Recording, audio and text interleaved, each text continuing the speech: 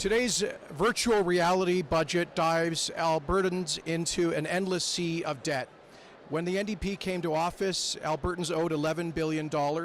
They're projecting today a debt of $96 billion in this fiscal plan. If there was any suggestion the NDP was going to change its course and become fiscally responsible, that was blown out in a spectacular way in today's NDP budget.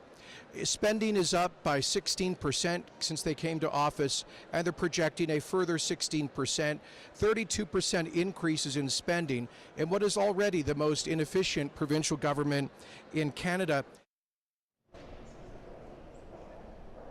As promised, the UCP's Jason Kenney joins us now live at the Alberta Legislature. Thank you for being with us, Mr. Kenney. So you used very strong language today to describe the NDP government as fiscal managers with this budget. Reckless, desperate, incompetent. How so? Well, listen, when they came to office, they inherited a debt of $13 billion. They're now planning to rack it up to $96 billion, nearly $100 billion debt, a 640% increase in Alberta's indebtedness. That means we'll be paying upwards of $4 billion in interest payments to bankers instead of public services. Interest payments already, we spend more on that than 19 of the 23 departments in the government. And there's a huge tax increase in today's budget, a 67% increase in the carbon tax. And they're counting on a huge increase in revenues that we can't bank on. So this is, I was hoping, honestly, that they were going to try to start getting us on track to a credible track towards a balanced budget, but they've gone in the opposite direction. Okay, so what is the UCP's plan to get Alberta off the royalty roller coaster and balance the books? Well, first, the job number one has to be reigniting our economy by restoring investor confidence. Tens of billions of dollars of foreign investment has fled Alberta in the last couple of years. We need to bring that back, cutting red tape, getting our tax burden down, eliminating the carbon tax to restart the economy. And secondly, we do have to have a period of sustained fiscal restraint. This government's increasing spending by 32% between when they came to office and the end of their plan. We already have the most inefficient, highest spending provincial government in Canada on a per capita basis. We need to try to become at least as efficient as other provinces over time. So that's something I was hoping to see in today's budget, but is clearly missing. So when you say efficient, do you mean cuts?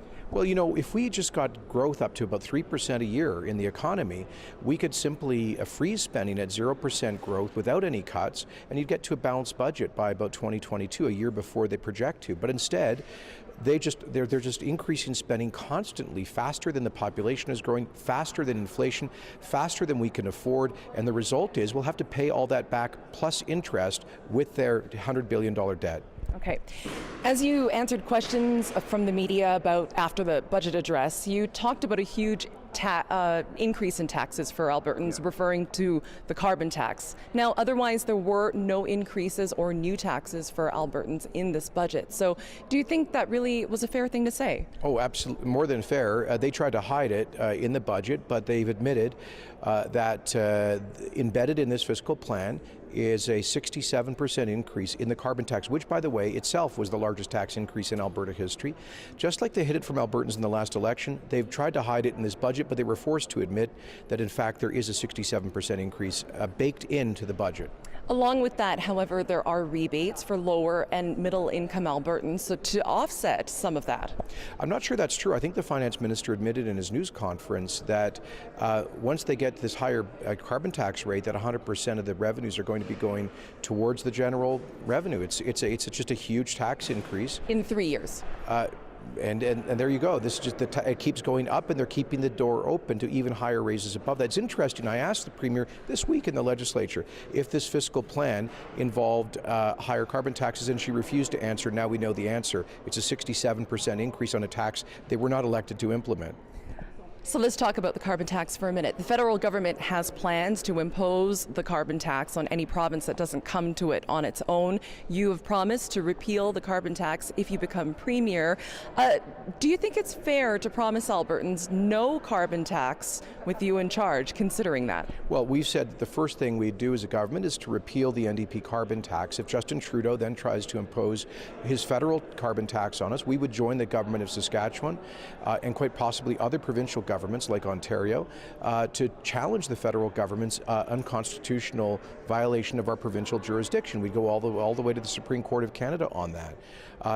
So we're prepared to stand up like Alberta normally has done through its history for our own economic interests. This is a punitive tax on consumers. It doesn't help the environment. It makes it more expensive for seniors to heat their homes in the winter, for people to drive to work. That doesn't help the environment. It just hurts people when they're already hurting. Okay, thank you very much for taking our questions, Mr. Kenney. Thanks for your questions. All right.